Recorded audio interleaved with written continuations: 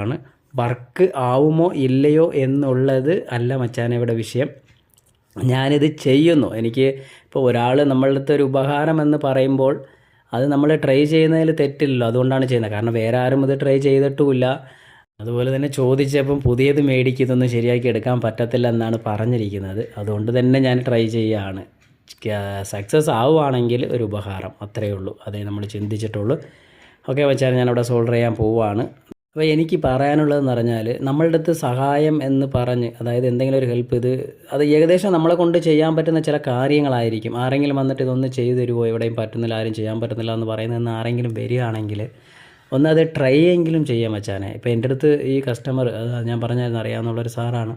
അപ്പോൾ എൻ്റെ അടുത്ത് പറഞ്ഞെന്ന് പറഞ്ഞാൽ, എന്തായാലും പൊട്ടിപ്പോയിരിക്കുക മനു, ഒന്ന് ട്രൈ ചെയ്, നടന്നാൽ സന്തോഷം, എനിക്ക് ആ ഒരു മെഷീൻ കിട്ടും, ഇല്ലെങ്കിൽ പിന്നെ ഇപ്പം ഞാൻ 1000 സംതിങ് അത് മുടക്കേണ്ടി വരും.